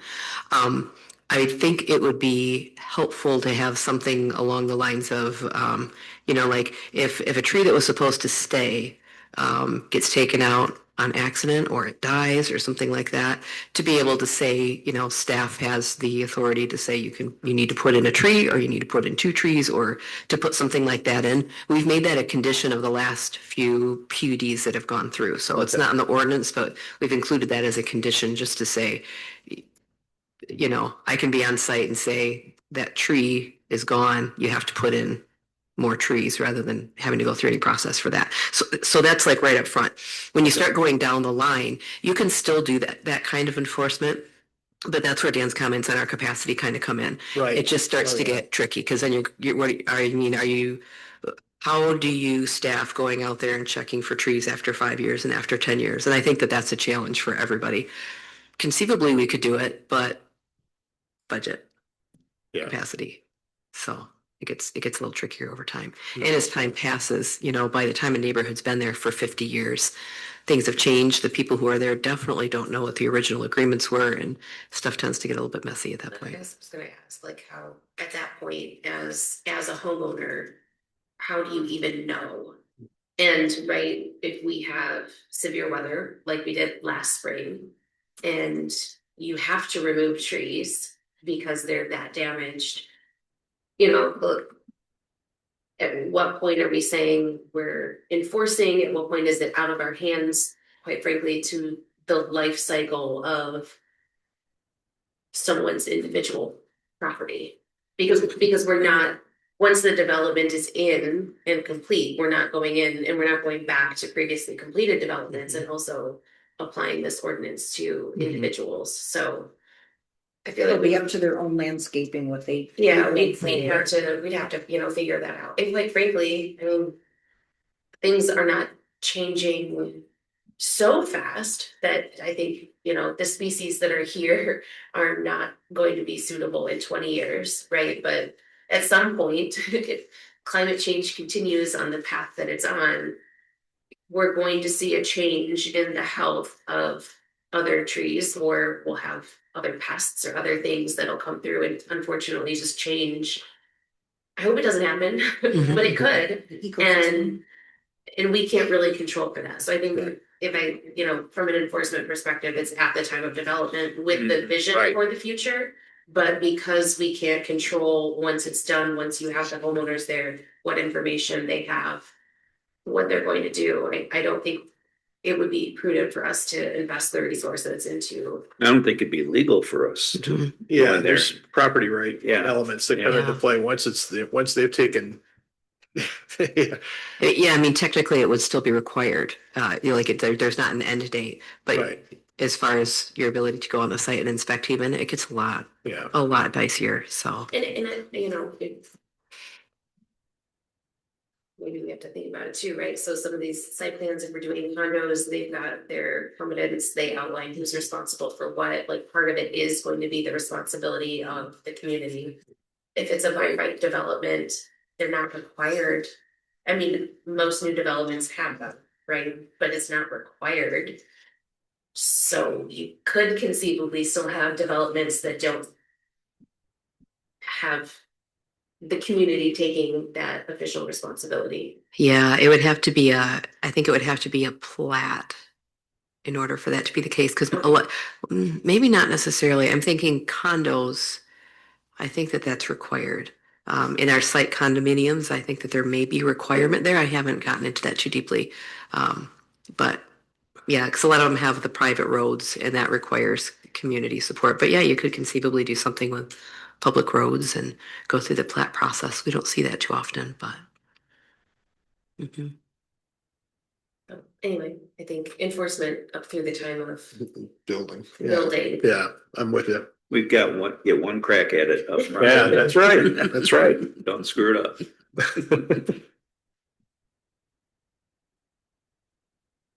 Mika, at the bottom of page 3, you had 3 policy options that you listed. Oh, yeah. Go ahead. Oh, I was just gonna say I like the first 2 and don't like the third one. Okay, say more. Just a general principle. Because I think small properties, including commercial and infill, that's where a tree survey can come in handy. I like obviously canopy calculations, and this is sort of my Stephanie. I'm not sure what we would get out of number 3. I mean, you get information, and then what do we do with it?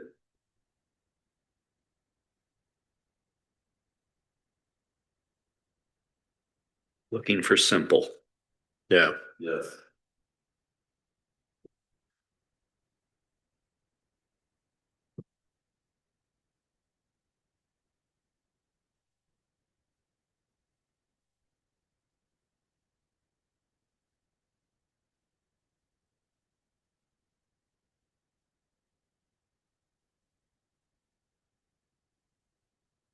Dana, can you just help me wrap my head around for larger parcels? If we were to look at a site plan and identify a critical tree save area, would we do that solely by the current canopy, or would we just expect the developer to make a proposal? Right, and it's kind of coming back to like Len's focus on the landmark trees. Well, we start with the target coverage and just simply in square feet for the total acreage. And then we look at the site and say, are there parts inside the buffer, are there trees inside the buffer, or tree stands inside the buffer that we would prefer to save? We make sure the developer knows we want to save them, and they're going to get credit for that and can take it out of the buffer. They can start pushing the buffer back. And then when they come through and say, where else are they gonna put trees along the streets, et cetera, those are adds on and they can push the buffer back, but it all centers around our input, but never forcing them to exceed whatever this calculated starting coverage point is. That's why I'd like to see some calculations of things that have already been approved. So you're always moving towards this coverage goal with either the credits they get for a small tree that will grow large, or a tree stand that we say, hey, we would really like to see that area saved. And then have them go away and try and figure the pieces out, but give them some input as to what the pieces are and what the only thing that's fixed I guess I have is. to figure out from like our criteria, Mhm. because Stephanie is not an expert in tree health, especially this time of year, if we were to go out and look at a parcel and do a, physical site plan. I wouldn't necessarily independently have valuable input to a particular section of a parcel that should be a tree safe area. Other, quite frankly, than the buffer. And so I guess what I'm just trying to understand is how do we pull all of it together while still keeping it simple, right? Otherwise, I'm like, well, I'm just gonna go with the buffer because That's easiest. it's not looking at trees. The buffer's there just to calculate what our endpoint is going to be. It's not to say you have to have a buffer. It's you can and have this big empty space in the middle, and if it's a quote a naked lot, then you can do what you want in the middle, and then you got to plant trees all the way around. That's one way to do it, but they won't want to do it, and we don't want them to do it. But that's one way to do it. But to me, we're trying to deliver the required coverage up front, and then not nitpick it all the way back through and have them be confused. And in my very short experience, no development has gone through without at some point it being nice weather out to see if the trees are healthy or not. It's true. Although if we get this wonderful tree ordinance, they might just fly through. Who knows? So fast. So fast. But I'm trying to make it measurable. A target that we can measure as to whether the developer site plan does what we want it to do. That's what I see this trying to get to. But that's also why we could use a forester on retainer hidden in an engineering line of budget for just that purpose. Tell us in this 15 acres what's really valuable. I think if just think logically about how developments get built. Trees by nature are, with the exception of the ones that are being put strategically in between homes or on, in the islands, between the right of ways and so forth, they're going to be back because anything that's buildable is going to be in the center, those areas within that lot. So I think when we're talking, and this is something I had to get my head around, we talk about buffers. I think when in the past, we've talked about buffers, it's always been the perimeter of the property because we're thinking about how it creates, if you will, a visual barrier between that and the adjacent property. I think that's going to happen a lot naturally anyway, because those aren't the areas where they're going to build homes because typically builders don't want them adjacent to the property right next door. If they're going to put trees in, they're going to put the bulk of those in those areas. But I think having that starting with a coverage area is going to give them, and this is what we want, creative flexibility, right? We want them to look at this first and say, okay, I don't have to have these trees right here, but I need to have the coverage, right? So one of the things we've been trying to figure out how to do gently is to say, if we can give you more predictability in what you are going to need to deliver on this, how will you use that? And can use that to come up with a better solution, a better development. It seems like this is, I like the coverage area and I like the canopy approach for that reason. I think it makes a lot of sense. Then we also have to acknowledge that there's drainage issues and utility issues Right. and Often those are. those are often going right through the middle of the buffer. Sometimes, yeah, Yeah. they run along the perimeters. I mean, I'm dying to see what Trailview ends up looking like because that drain runs right along the property adjacent to the blueberry fields on the other side. And a lot of that stuff's already laying down. So. Anyway.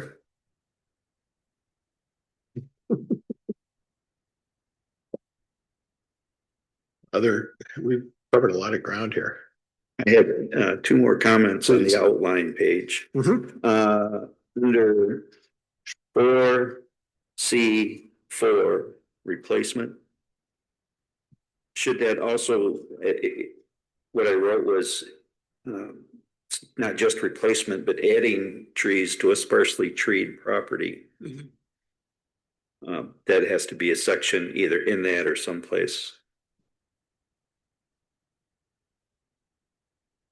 And then under planting requirements, 6 planting requirements, A, desirable not to be used. I would say just reference what you want the Bible to be, like that MSU extension, and let MSU keep it updated. I think it's a good idea. Yeah, And great idea. and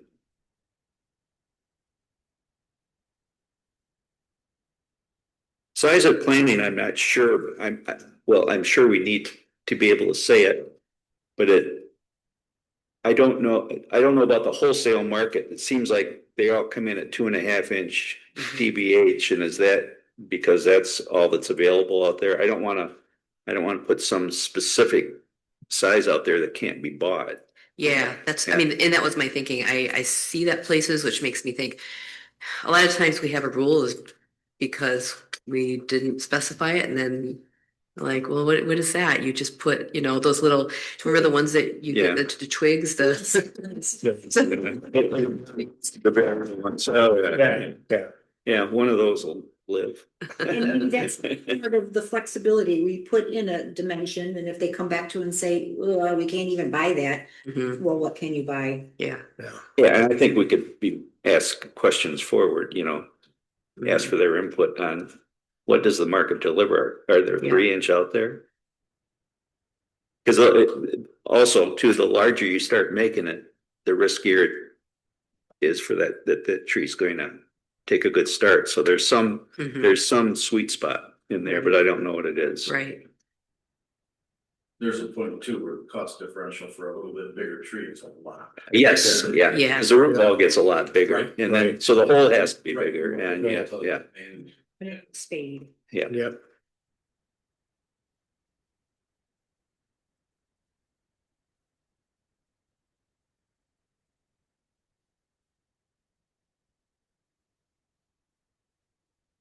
Other thoughts?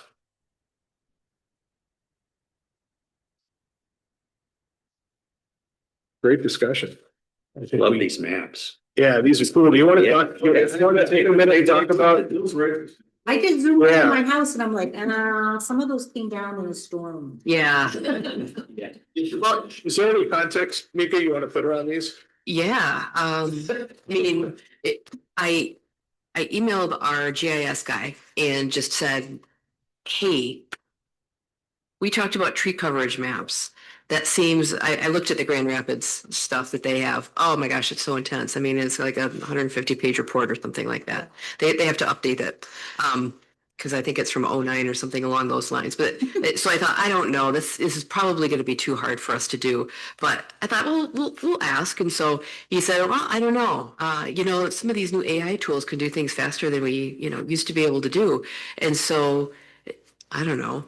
Probably less than a day later, he's really fast. He came back and he's like, well, how does this work? And he sent me a link to our online JS profile with this page on it. And you can just kind of click around and zoom in and zoom out. It's like, yeah, how does this look? And I said, that's amazing. So, so what would be the next step to figuring out what our percentage is? He's like, yeah, it's 53%.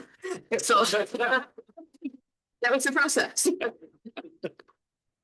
So many thanks to Ed. But you can definitely see the difference between a relatively newer, and I'm gonna say 15 years or newer area versus my area that's 30 years, because it's like basically green splatter everywhere, and the page before it is just it's tiny, that's the same thing. Yeah, well, and there were some areas that I was surprised, neighborhoods that didn't have any trees, or that I had the impression of having Yeah. more trees than they actually did. That was the one that shocked. Jumped me. out. There's a reason that's in there. Yeah, like, That's my house. That's what I'm looking at. So Dan, I don't know if you know, but that, the western part of that you're looking at there. Yeah. It used to be a blueberry field. So there's no mature trees there at all. well, there's hardly any trees of any kind there, are there? Well, or I guess there are. There is the front one, back one. Yeah, let's see, that's about 2.5 inch. Everything else has been planted by home. Yeah, Mika, I saw that and I said tree commission. Yeah. What's that? I saw that and I said tree. Tree commission. Yeah. But I think it goes to like us setting based on the zoning, the end of the coverage that we're looking for, right? And it's a great example of, it was a farm field. Yeah, It did not have the trees. Yeah. Clearly, there's not a strict requirement to add a significant amount at the time of building. Yes, sure. Our 50-year-old neighborhood. Yeah. Populated with trees. Yep. 50, you're right. I don't know why I said 30, because I've only been in my house 30 years, and it was quite old when I moved in, so. Yeah, it's 50, 30, And new.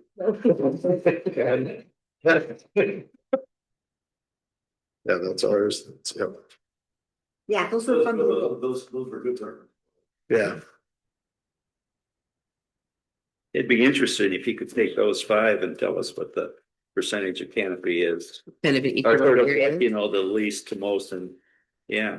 Yeah, I was thinking about a few ways to break that down, would we be, I might ask him a few Because things. this is obviously much more than 53%, Right. but what is it? What is that?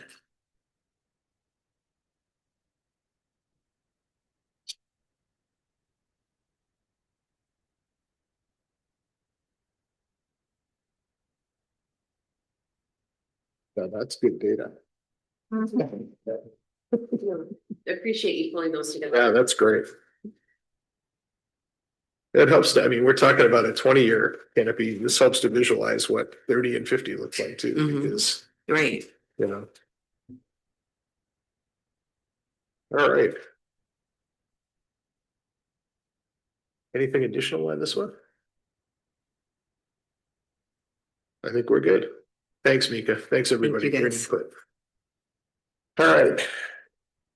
I think the next item on the agenda is, let's see, we've got other business and announcements. We got a few things we want to cover, but let's start with staff reports.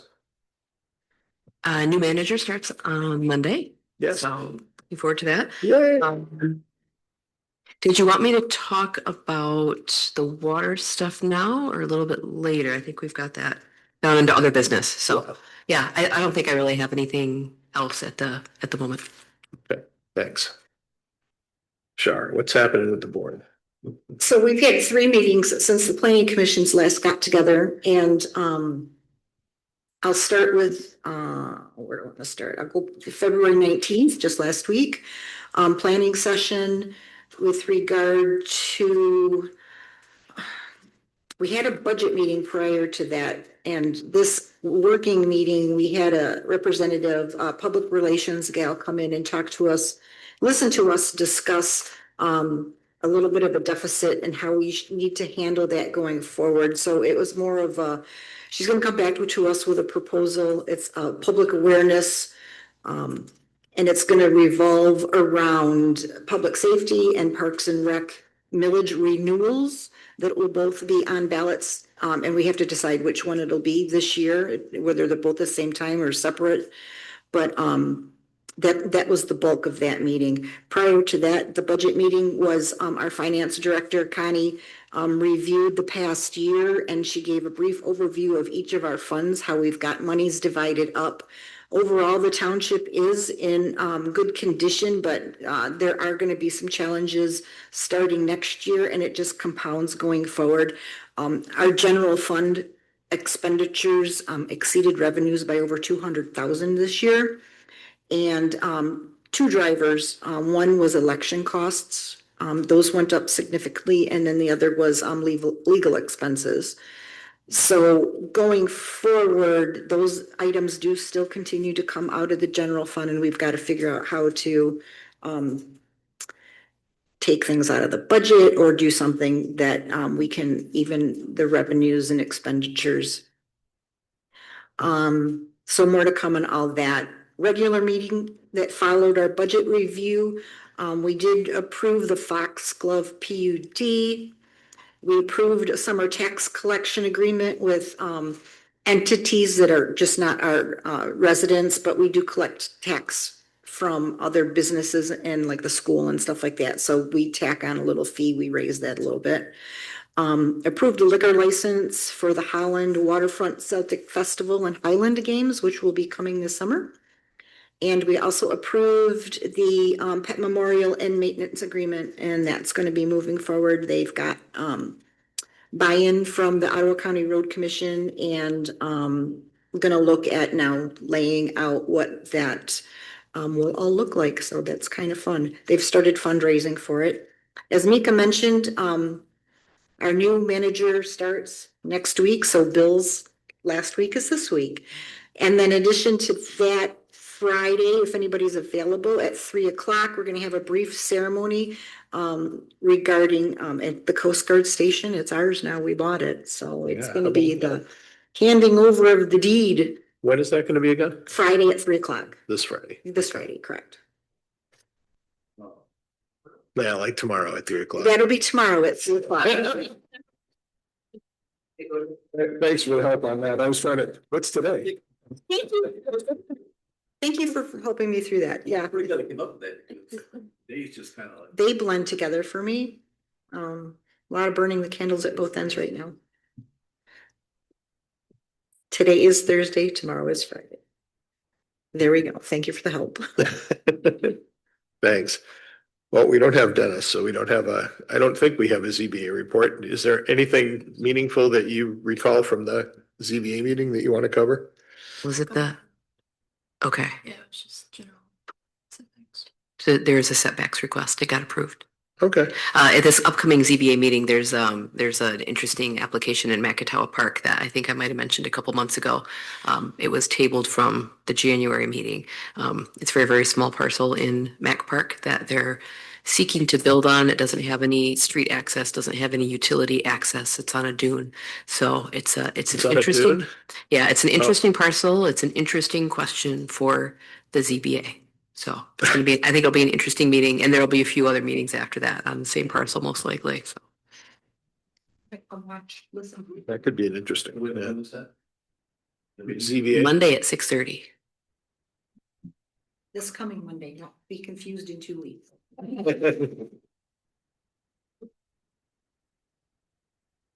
All right. And yeah, as a reminder, there's going to be openings on ZBA and on Planning Commission. Dave, I think you graciously said you'd be happy to help step in as the liaison, so. I don't know if that was official, but we took it that way. Nominate you and you immediately shut that. So you wanted to think about. No, well, and I talked to Dennis about it, and that's why I asked when this meeting is. I'd like to sit in on the meeting. Yeah. Oh, You know, but next week, Monday. there you go. In a few days, this next Monday, I'm gonna be gone, so I can't do Okay. that, but. Was supposed to be effective in April or May. May, yeah, let me figure out how we're going to make that official and Yeah. get you some materials and send you some schedules and stuff. Yeah. I think it'd be good for you to sit in on a meeting. Yeah. Yeah. I'm not, that process hasn't happened since I've been here, so I'm actually going to have to check and see. I think most of these are technically appointed by the supervisor, but I don't know about that this particular one works. So let me make sure that we understand the process. Yeah. Yeah, Send me a message. Let me know. yeah, Yeah, I would like to sit at a meeting and see how it works. process. Yeah. So you can run screaming before you get appointed. There are some I would- two videos. I would want to sit in on one. Okay. I could. Well, it's one option. You don't have. Yeah, to. no, that is a good point. Super. I think that's seeing no additional staff reports, we want to talk about with groundwater. Yeah. So we had I've had a couple interesting meetings recently about water and about groundwater, and I'm trying to do a little bit on some of the drainage stuff and start getting mind around that and stormwater and whatnot. So, at the end, almost a month ago now, there were some Ottawa County representatives here to talk about water use and general concerns around water. There were a whole lot of different things covered at this meeting. It was a few hours long. But the thing that I thought was really interesting to transmit was some of the groundwater conversation. So one of the things that we've talked a lot about in Ottawa County in general is that the aquifer is kind of in trouble. It's being drawn down. There's a clay barrier over our aquifer that doesn't allow it to recharge at the level that would sustain use. And so it's it's an old glacial formation that's getting in the way. It's less of a problem in our area and more of a problem in the northeast part of Ottawa County, but it's an issue, it's kind of an issue throughout. One of the things that I thought was really interesting though, and that I hadn't known, was some of the conversation about how water use affects what effects we see of water use. And so when we're pulling from Lake Michigan, we think that's kind of infinite. I mean, it's not, hopefully, knock on wood, it's not going to run out. But the processing costs of that and the challenges and the strain that puts on the system during the summer in particular. So they talked about watering and how during the summer, the water that's being consumed spikes. I mean, several times what it is other times of the year. And that puts pressure on the water system itself. And so then it requires expansions of plants and expansions of infrastructure and some different things like that. So it was really interesting. One of the things that then they talked about was, well, how do we then reduce some of that water usage during the summer? And so there was some conversation about water-wise plantings and things like that. One of the things that was a topic was, hey, so look at these developments when we're approving these. You had an area that was, a key point, we think of ag as being this huge water suck. Residential is much more as far as watering goes.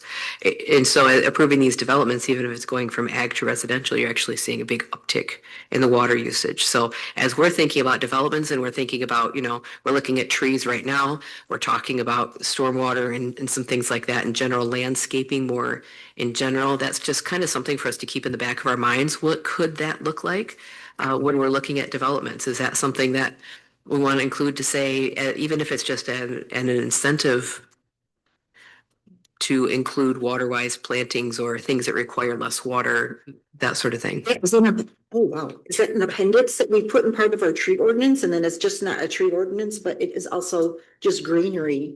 That's kind of the direction that I'm thinking this will move. And Tom and I talked about this a little bit. So kind of I don't think I've quite made it to the outline, but the kind of the structure that I'm thinking is that maybe this could be something like a landscaping and natural resources being the heading, with tree preservation being part of it, and with, retention pond design landscaping or something like that. Some of that the aesthetics of stormwater being another part of it. Maybe some of the grasses and whatnot, that landscaping part being another part of it. So I think that's a possibility. And I think if we structure it that way, it gives us some flexibility to kind of work that in as we have time. From a policy perspective, does Park Township have an interest in just having a watering policy? So like, I know my parents' township, they have in the summer odd and even watering days. So if your address is ending in an odd number, you can water on odd number days and same or even. Yeah. And so like, just as a policy perspective, you know, is that something Park Township has considered, is considering in terms of water conservation?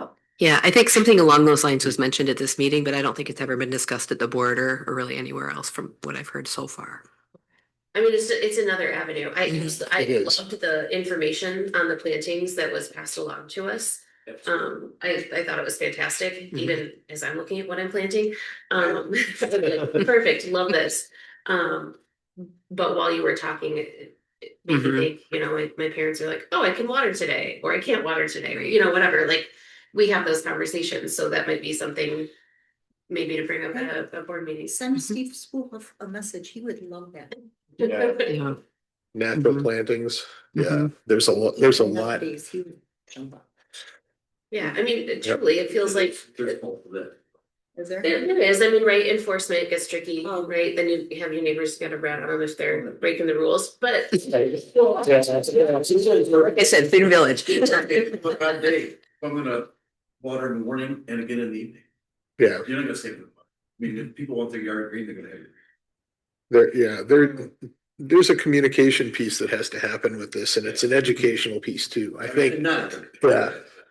Right, right. Well, I mean, one would argue, obviously, people don't always do what they're supposed to do. But, well, shocking, but, right, I mean, it's something, it's a start. And it's something that really the community could do together for those that do care, right? I mean, technically, it doesn't have to be a policy, it could even be a strong suggestion to start.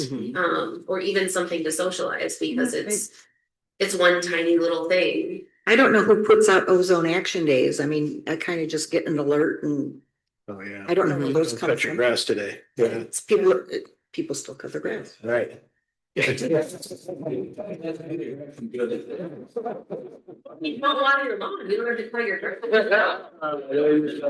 that that works. Broken the code.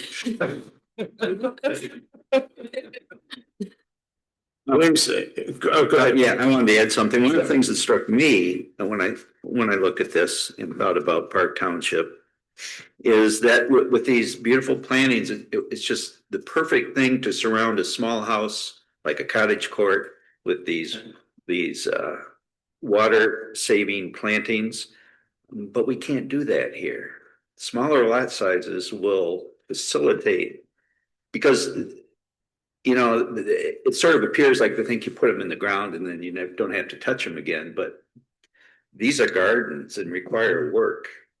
And if you've got a smaller lot size, the house will be a bigger percentage of the lot and give you a nice smaller space for your plantings, but we can't do that because of our minimum lot size and our minimum house size. So I think sometimes we're our own worst enemy if this is an issue. That's the goal. Mhm. Yeah.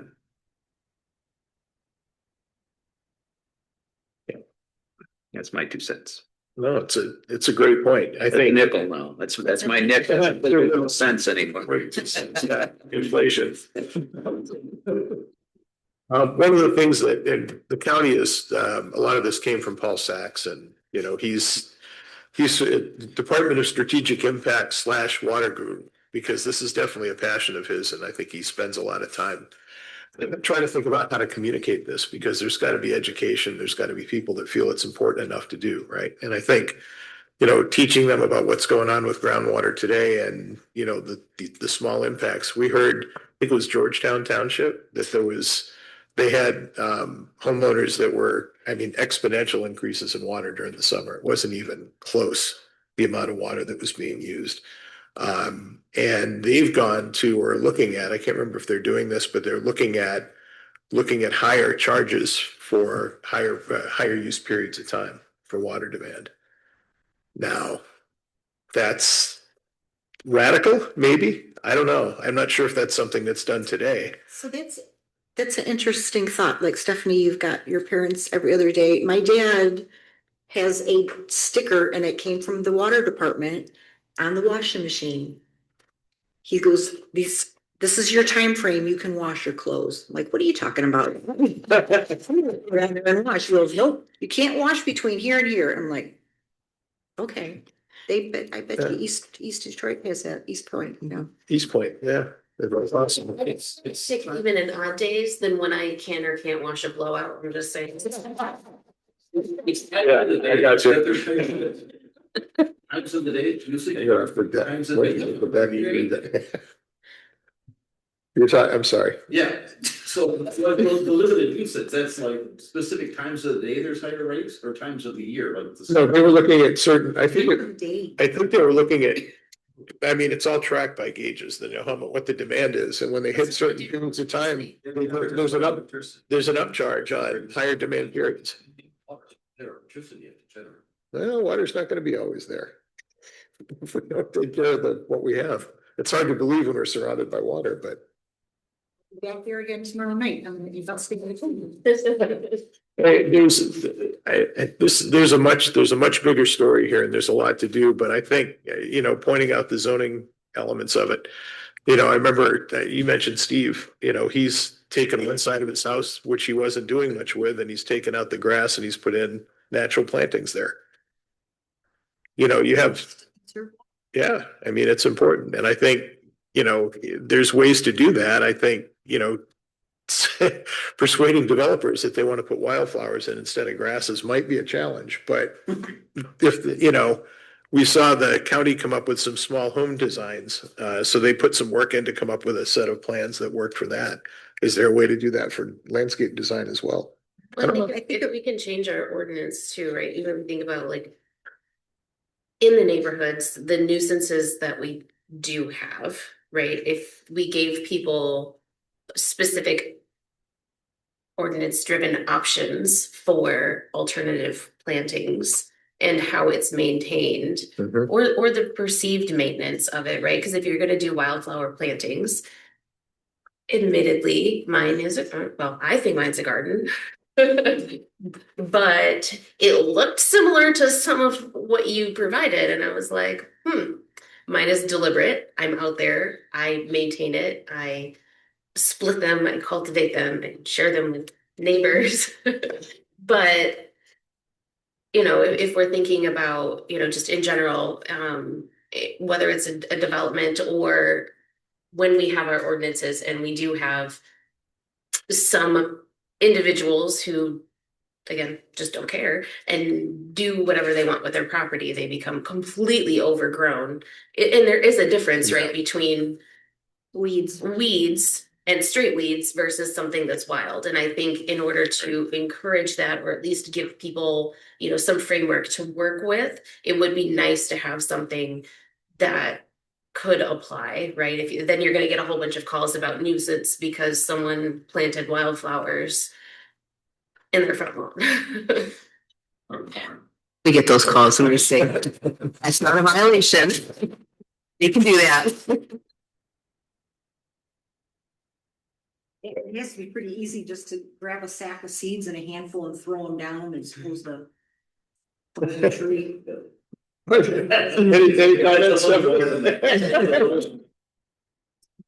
That is why Yeah. I think a lot of people, help out a little bit. A lot of people help out a little bit. It makes a difference if they do. Yeah. Education. Yep. Agreed.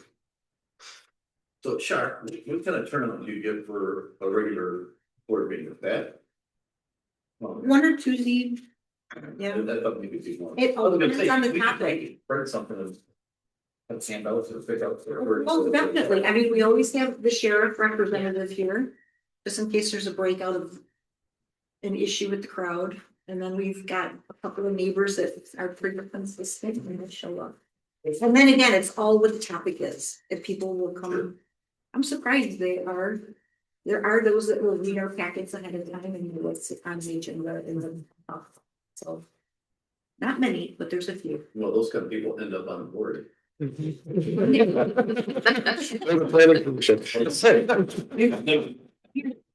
Thanks, Steph. Reese. Yeah, not in total without somebody. I've been told. Yeah, there you go. It also becomes a lot harder to go to all of those meetings. I mean, I could bring the little one, but I think you have to Do it. Let's go have a hungry, cranky toddler. I think regarding the education piece, one of the things that Paul had mentioned in the meeting is, in fact, he sent out a follow-up that they're putting the groundwater team together, and this was at the end of January, to develop a refreshed communication strategy, because that whole education piece and letting people know really what's going on. That just because we're surrounded by water, we don't have unlimited water, as odd as that sounds, right? So could reach out to him and kind of see how that's coming along too. Well, we have the people who sign up for the email notifications too, right? So I mean, it's not everybody, but we could certainly Put it on the website. Start to put some, yeah. start to utilize it. Yeah. Yes, yep. Excellent. Send it to everybody. Very good. I know there's some great stuff there. I would love my yard to look like I've got, conserved water. I don't water my grass at all, so I don't know July, August at all. Which is dormant. one of your neighbors told me. Maybe even send water to your neighbors. There you go. So they could do it on. I actually have some sections of lawn that don't do well because they're under pine trees, and there's too much, and I'm seriously thinking about doing some of this year. Because it's, you can keep fighting it or try something different, so. Good conversation on that. Do we want to talk a little bit about community park? This is just kind of information. The parking lot is going in sometime this summer. I don't know when it's starting. And I probably didn't need to include all the pages that I sent you. I should have looked a little closer. Like, you probably did not need the schematics for the utilities going to the bathroom, but it does show the kind of where the parking lot's going to be is over on that side. And so that may affect what parking looks like during meetings. I'm not quite sure what that's going to look like, but that's on its way. It's happening. So I just wanted you guys to know about that. Great. And Tom, the housing stuff at the state, did you want to just touch on that? Do we want to, I don't have a whole lot of. Please. Go ahead. When we write this landscape ordinance, would it be applicable to developments like this parking lot site in our park? It kind of depends. Right now, the parks zoning was kind of written in, but not written all the way into the ordinance. So maybe not really. If we do a parking lot update, yes. Township property is always kind of we're not required to follow our own rules. It's typically best practice to follow our own rules. And so we've usually kind of had that policy, but we don't do a formal site plan review process. I just, there's only 9 trees in this. I don't know how big that piece of property is, but it's not small. I can pass that feedback along. Better leave like them. Yeah. Mhm. That roundabout where the fire truck can rotate, that would be beautiful. Wildflower garden. It's a great idea. All right. I want to make a few comments about something that I think everybody's seen, and at least from my perspective, try to put it into some context. We've seen a couple of letters that have come out in the last couple of weeks. The first was an action alert from Michigan Townships Association, letting us know that there are some bills that are being worked on, bipartisan and bicameral, so both state House and state Senate, which essentially would take away some of the controls that we have at the local level from a zoning perspective. My sense is, and just kind of looking at this with a few years of history, the state and Michigan Association of Planning have put together a number of tools to help townships and municipalities, various sizes and shapes, try to work on their zoning, because I think we all recognize, and I don't think we're a lot different than other areas, that the zoning ordinances that we have in place need refreshing, need updating, and probably have some constraints and limitations that are not allowing us to do some of the things we've talked about, particularly around housing. So the proposal and it's a series of 9 bills that are in place right now. And again, it is bipartisan. The group that is sponsoring this would take away the majority of the control that we have and all townships and cities around how they manage their own zoning. Now, of course, this goes back to our master plan, the things that we prioritized in there. One of which is to try to find a way to create affordable housing. And I think as we bring that up, we've talked about it, we realize that there's a lot of challenges to affordable housing in Park Township. And we've heard this from developers, the price of land, price of materials, price of labor. At the same time, we have constraints in our zoning ordinance that don't allow us to build some of the things that we would like to be able to do creatively. We'd like to see if that's a possibility to make it more affordable. The sense that I have is that things like the zoning reform kit that the American Planning Association put out and that the Michigan Association of Planning sent out to us and as kind of an example of how this could be done. Where are the barriers to most zoning ordinances? How can these be addressed? Are not having the impact that they want. And I think this current administration, the current state Congress, it is an election year, and I think they feel like they need to see more progress in affordable housing than what they've seen so far in the state.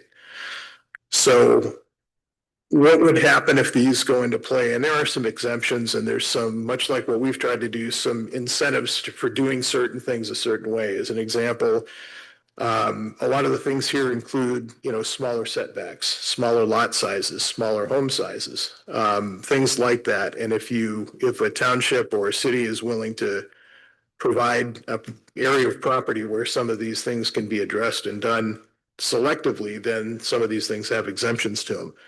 But bottom line, they're trying to force from a state level a set of zoning ordinances that would limit the control we have here to be able to make those decisions for our township.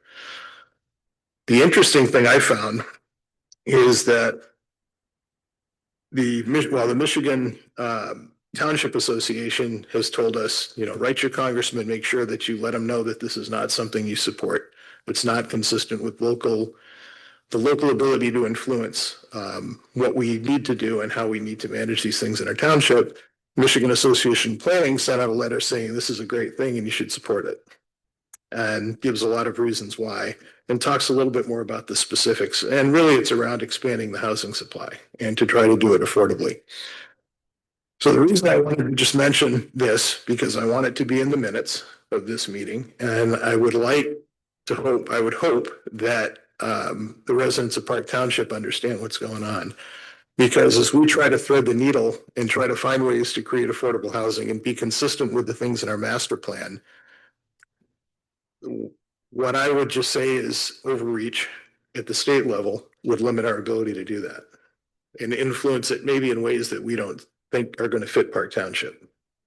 So Cookie cutter philosophy can't be used across the state because every single community is different. right. We are not the UP, we are not Detroit, and we are not, you can look at all the different areas of Michigan and the diversity of land use of pretty much everything that happens. It's not the best approach. So if anybody else has any other thoughts or comments, but Approach inspired by the 233, the data center. If somebody wants to build a data center, can go right past the township. They say no and go to the state. The state says, yep. Is it that mentality? I think, well, it might, It's a little bit. I think it's, yeah, I think that there's a desire to get things done that the current administration and current state Congress feels needs to happen faster. And again, this is my interpretation based on what I've read and what I've seen in the last few years of kind of these types of things that we see periodically that come out. But I do think that there's an element of, if we think this is a good thing, we don't want local barriers to get in the way of it happening. So. Yep, sounds just like data centers. Yeah, it kind of does, doesn't it? Yeah. So. That's my piece. And so Solar panels, yeah. Yep. So with that, does anybody have anything else they'd like to discuss before we call it a night? I just want to make one comment. Sure. Mr. Allen here. Mhm. I mean, he's a good speaker. I think he threw some barbs at us tonight, especially at WECA. But don't we typically with public comment like that, when we limit it to 3 minutes? Yep. I mean, when he came in with all those papers, I knew he was gonna do a lot more than that. I would have to have seen that. Curtailed a little, yeah. So he takes an opportunity that really isn't his. No, that's appropriate. You're right. Good comment on that. I'll take that into. Yeah, Yeah, just. Our rules of- Yeah, exactly. We had one person here to speak and, you know, we had an, yeah, and I like that too. Yeah, that was great. Good to learn about civic involvement. So with that, yeah, I'd entertain one. Oh, okay. Anybody second? All in favor? Perfect.